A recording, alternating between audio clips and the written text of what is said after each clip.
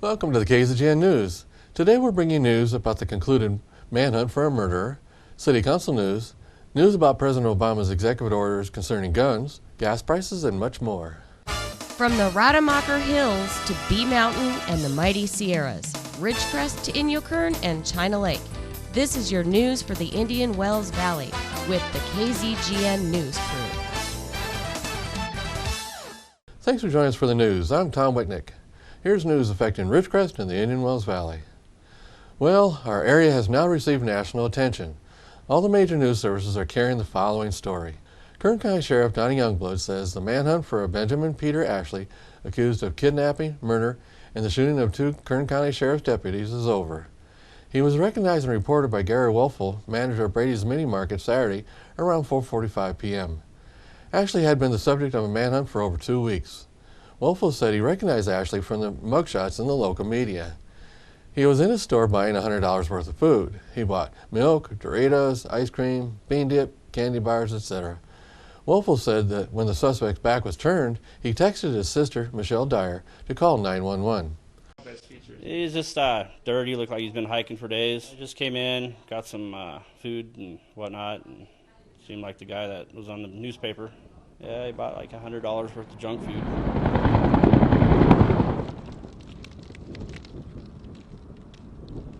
Meanwhile, he kept talking, just kind of small talk with him to kind of delay him a little while.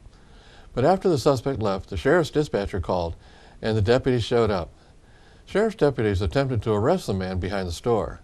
However, when Ashley brandished a firearm in front of the deputies, they shot and killed him. Sheriff Donnie Youngblood says officials positively confirmed his identity when they matched the man's fingerprints to Benjamin Ashley's. He had the dentist's firearm in his possession, as well as weapons from the location of the shootout with deputies. Sheriff Youngblood identified the 2 deputies involved in the shooting of Ashley as Deputy James Perry and Deputy Kevin Parsons of the Kern County Sheriff's Office, Ridgecrest Substation. Both deputies have been placed on administrative leave while the investigation is taking place. This is standard practice. The fact that he made it all the way to Inyokern unnoticed from Kelso Valley is pretty amazing. That's a good 30 to 45 miles that he had to hike and not get noticed. During the manhunt, authorities warned residents to stay inside and lock their doors and windows. 2 elementary schools and a middle school were closed. Authorities also closed a stretch of the famed Pacific Crest Trail in the southern Sierra Nevada during the manhunt. The 5-square-mile search area is dotted with unoccupied homes and trailers, outbuildings, abandoned mines and caves, and other hiding places. At this point, Sheriff Youngblood is hoping that when this is all over, that he hopes that more crimes had not been committed by Ashley during the manhunt. He said, "We hope we don't run across more dead people after all is said and done. Only time will tell." So, the 2-week-long manhunt is over. In City Council news, last week, City Manager Dennis Spear announced a budget shortfall at the end of the City Council meeting, August 5th. What was originally reported as a $592,000 shortfall is really a $742,000 shortfall if they decide to spend $150,000 on a new financial computer system. The Ridgecrest City Council may decide to lay off 4 police officers or to fund the $300,000 required to maintain their positions using Measure L carryover funds. The meeting's agenda and staff reports are giving the public a first look at cuts proposed to help balance the city's budget. In all, almost $700,000 in general fund cuts are being proposed. Proposed cuts are also including $97,000 to Parks and Recreation and $43,000 to Public Works. In addition, $100,000 will be cut from the general government and $150,000 from transfers. Option 1 for the police department would be to lay off 4 police officers to save the $300,000. This would bring the total number of sworn police officers from 32 down to 28. Option 2 would involve maintaining the current number of sworn police officers by making up for budget cuts with Measure L carryover. This would reduce current Measure L carryover from approximately $713,000 to approximately $413,000. In either case, $300,000 would be cut from the police department general fund budget. According to a staff report, the budgetary errors were caused by the inability of budgetary spreadsheets to cross-check. The errors were likely a result of the former finance director when she decided to do a budget in an Excel spreadsheet system instead of the city's official finance system. The finance system is up for replacement, depending on what the council decides on Wednesday. Once the budget was entered into the financial system and through the use of its corresponding reporting functions, the system isolated two budget shortfalls: balance transfers in and out and multiple recognition of single sources of revenues. These items, combined with the application of last year's PERS retirement rates and under-budgeting county tax payback, established a general fund shortfall of $742,000. The proposed budget amendment was submitted by the new finance director, Terrell Staley. Now news about the president's proposed change adding rules prohibiting some seniors from purchasing guns. A couple weeks ago, we reported that Obama White House is eyeing ways to use the Social Security Administration as a source of records for NICS, which includes a federal database of persons prohibited from possessing or receiving firearms. One option discussed was the Social Security Administration's adoption of a model employed by the Veterans Administration, which reports to NICS as adjudicated as mental defective beneficiaries who have been assigned a fiduciary to manage their benefits. This has resulted in some $177,000 VA beneficiaries being reported as prohibited persons to NICS without any judicial finding whatsoever as to their propensity for dangerous or violent behavior. According to the LA Times, a similar move by the Social Security Administration would have a far broader reach, potentially impacting as many as 4 million seniors with representative payees. Representative Sam Johnson, Republican from Texas, chairman of the Social Security Subcommittee of the House Committee on Ways and Means, spearheaded a letter joined by 19 members of Congress to Carolyn Colvin, acting commissioner of Social Security. The letter cautioned that using the assignment of representative payees as a basis for reporting Social Security Administration beneficiaries to NICS would be a dangerous overreach. Accordingly, the letter urged the agency to abandon any such plan. It also asked Ms. Colvin to specify whether or not SSA intended to pursue such a policy. Ms. Colvin responded to Representative Johnson's inquiry in a letter dated August 7th. According to that letter, SSA has not provided any names of beneficiaries to the NICS and is not considering sending names based solely on the beneficiaries having representative payees. Ms. Colvin did acknowledge, however, that we are currently determining how we must comply with our NICS reporting obligations under federal law and are looking at possible implementation scenarios. None of those scenarios would refer all SSA beneficiaries with representative payees to the NICS. Also on August 7th, Senator Mike Crapo, Republican from Idaho, led a coalition of 27 senators in another letter to Acting Commissioner Colvin. Once again, the letter expressed concern about SSA's apparent intention to report beneficiaries with representative payees to NICS. It also asked for a report on the basis for SSA's intention to develop such a plan. Further, the letter admonished old age or disability does not make someone a threat to society. Meanwhile, the National Rifle Association has been actively engaged with members of Congress on ways to statutorily preempt use of the nation's entitlement programs as a basis for stripping Americans of the right to keep and bear arms. Last week, Senator John Cornyn out of Texas introduced Senate Bill 2002, a bill that would halt the VA or SSA or any other agency for that matter from forwarding individuals to NICS without proper adjudications which find an individual a danger to themselves or others. Law-abiding recipients of benefits for which they are legally eligible should not have to worry about choosing between monies or services they are due under the law and their fundamental constitutional rights. Given these ongoing concerns, the National Rifle Association continues to work with pro-gun members of Congress to ensure one of America's largest entitlement programs is not transformed into the Obama administration gun ban dream machine. In the meantime, if you have not already registered your concern, your senator and representative needs to hear from you now. They need to hear that you will not tolerate any use of the Social Security Administration to strip Americans of their Second Amendment rights. Use the Write Your Lawmakers feature at the NRAILA.org website or call the Congressional Switchboard at 202-224-3121. Stay tuned for news from the Ridgecrest Police Department after the break.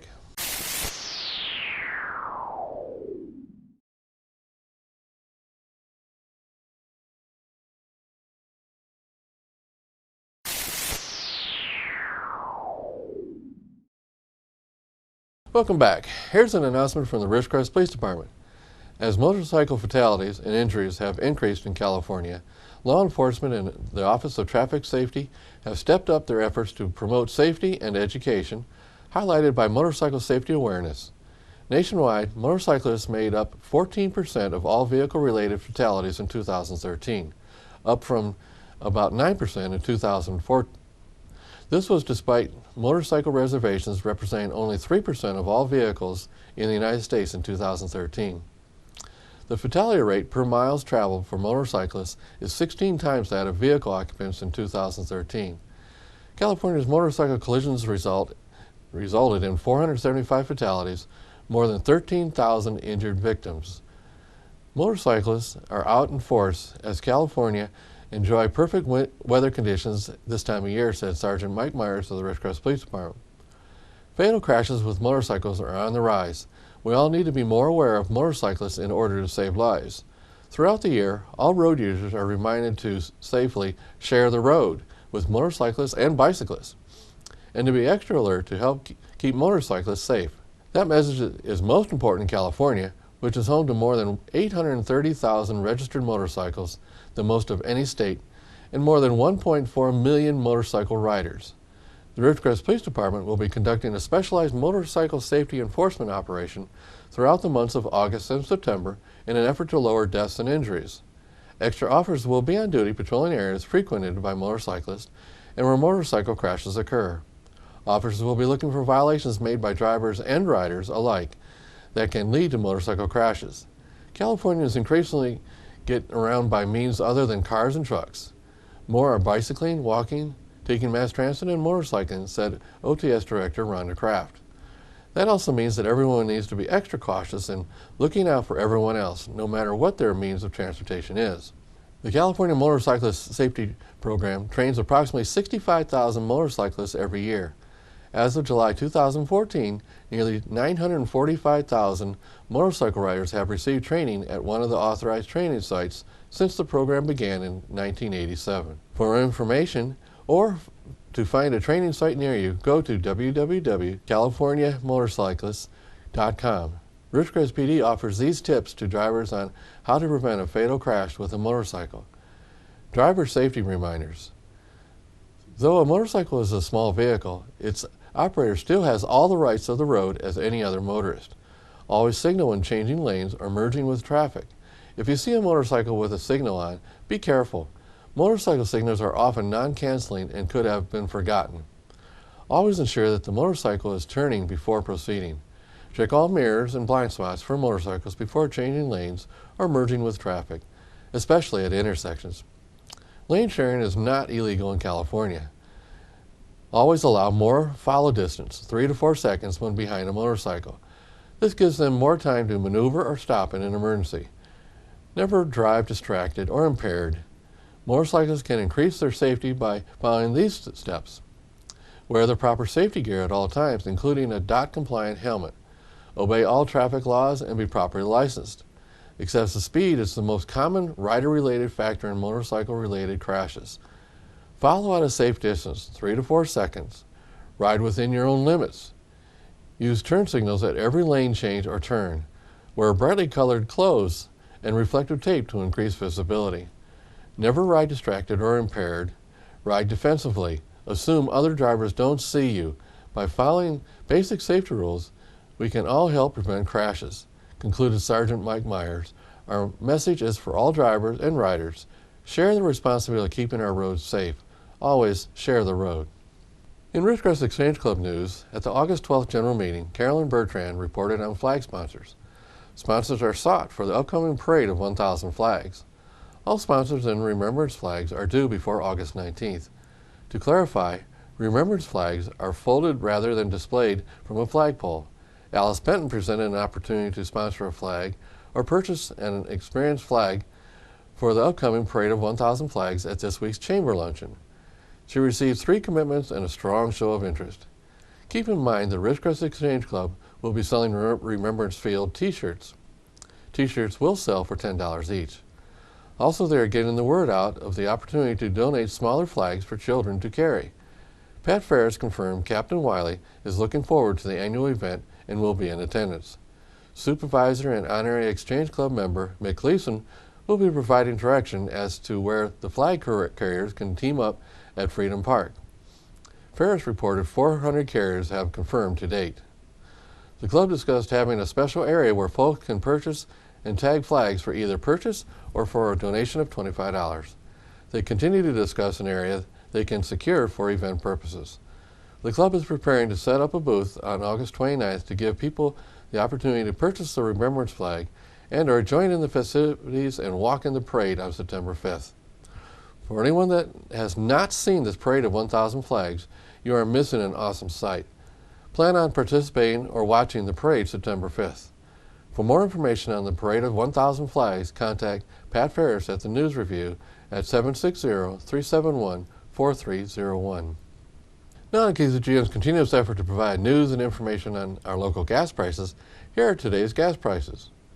Well, since my last report, I noticed that prices didn't move at all except in Ridgecrest.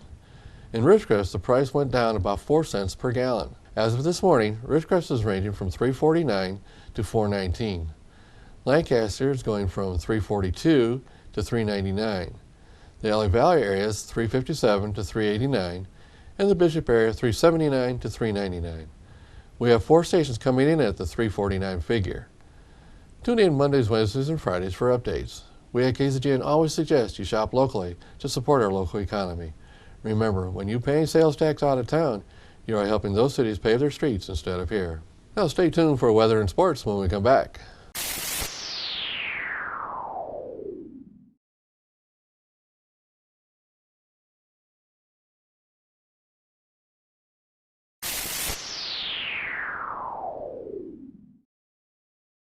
Thanks for staying with us. Let's go to Keith for the weather. Thank you, Tom. From the National Weather Service, isolated severe thunderstorms are possible across the central high plains. Heavy rain will accompany these storms that could lead to flash flooding. Temperatures across the nation. Carolina came in at 84, Georgia 79, Ohio 82, Missouri 80, Northern Texas 74, Colorado 71, Arizona 93, Los Angeles 71. For our forecast here in the IWV, tonight mostly clear with a low around 75, breezy with a southwest wind 15 to 20 miles per hour with gusts as high as 30. Tuesday, sunny and hot with a high near 109, west-southwest wind 5 miles per hour. Tuesday night, mostly clear with a low around 73, breezy with a west wind 10 to 20 miles per hour with gusts as high as 30. Wednesday, sunny and hot with a high near 108, west-southwest wind 5 miles per hour. Wednesday night, mostly clear with a low around 73, west wind 5 to 10 miles per hour with gusts as high as 15. And on Thursday, sunny and hot with a high near 105, west-southwest wind 5 miles per hour. And as a look at your local forecast for the IWV, now back to Tom and the rest of the KZGN News. Thanks, Keith. And now Tom Heck with sports. And a very pleasant Monday afternoon to everyone. Let's start with Major League Baseball. Angels had a rough weekend in Kansas City, losing 3 of 4. The Angels right now, 3 games back of Houston. Houston took 2 out of 3 down in Texas over the weekend. They won on Sunday by a score of 6-5. The Angels open up a 4-game series tonight at home against the White Sox. Now, last week the White Sox swept the Angels all 3 games in Chicago. The good news is, though, they probably won't have to see Chris Sale, who beat them last week, has really done a good job in the past on them. But the left-hander yesterday on Sunday struck out 15 Chicago Cubs, and the White Sox blanked the Cubs 3-0. That ended a nice 11-game run by the Chicago Cubs. Well, they have played very well, have the Cubs. Right now, they are the other wild card team in the National League besides Pittsburgh Pirates. So, should be interesting again as we wind down the last 44 games of the season. Meanwhile, the Dodgers took 3 of 4 from Cincinnati. They won 3 in a row, Friday, Saturday, and Sunday. They did lose on Thursday. They won on Sunday 2-1. Now, Zach Greinke hit a home run, his 3rd of the year, one of the 2 runs for the Dodgers. Jock Peterson hit the other home run. In fact, they were back-to-back home runs in the 5th inning that gave the Dodgers a lead and the win in that game. The Dodgers will be off on Monday. They'll play Tuesday in Oakland. That'll be a 3-game series. The poor A's got mutilated down in Baltimore. They lost all 3 games down in Baltimore over the weekend. The Orioles starting to try to make a little bit of a run right now. On Sunday they lost 18-2. That's laying the wood out. Not to be outdone though, on Saturday, the Mariners got beat 22-10 by the lowly Boston Red Sox. They did win on Sunday, the Mariners. They lose 2 of 3 in Boston. All right, other winners on Sunday: Minnesota, Seattle, and Atlanta. Pittsburgh salvaged a game. They lose 2 of 3 in New York. The Mets right now are hot. The Mets have a 4.5 game lead over Washington. The Nationals have lost 9 games in a row now, and they have lost 12 of 15 games. They just can't hit the baseball. They get shut out yesterday in San Francisco. The Giants, meanwhile, they trail the Dodgers by 2.5 games in the National League West. Meanwhile, the American League East, what a battle that is. The Blue Jays had won 11 games in a row before the Yankees came back on Friday night to beat them 4-3. The Yankees won again Saturday 4-1, and on Sunday, Toronto salvages Game 3. Right now, the Blue Jays a half a game back of the Yankees in the Eastern Division. Those 2 teams, by the way, have the best batting averages in all of baseball. In the Australian Open, Jason Day, who is from Australia, wins the PGA event in Wisconsin. Now that was the first major win ever for the Australian. He's come close a whole lot of times, was in tears afterwards, but was just so joyful that he finally endured. He was almost ready to give up the tour, several writers mentioned, but he kept on, he persisted, and he finally won a PGA major event in Wisconsin. Nice job by Jason Day. That's your sports for this Monday afternoon. We're just a few weeks away from Burroughs High School. Freshman JV and varsity getting underway. They'll open up on the 28th, that's a Friday night, against Palmdale. That game will be here at Burroughs. Week 2, get ready if you're a Burroughs fan. Hopefully you'll go to Tehachapi, and that is where the Burroughs will play week number 2. The first 5 games of the season are non-conference games. They'll get a week off and then open up in the Mojave River League the second year in a row. Last year they finished 4th. This year, though, I look at them to go 2 or 3 in that very, very good league. That's your sports for a Monday afternoon. I'm Tom Heck for KZGN. So that's the news for today. All of us at KZGN-TV know you have a choice in what you watch for your news. We all thank you for choosing KZGN-TV, Ridgecrest's only locally owned community TV station. And stay with us for Ridgecrest Talk, coming up next.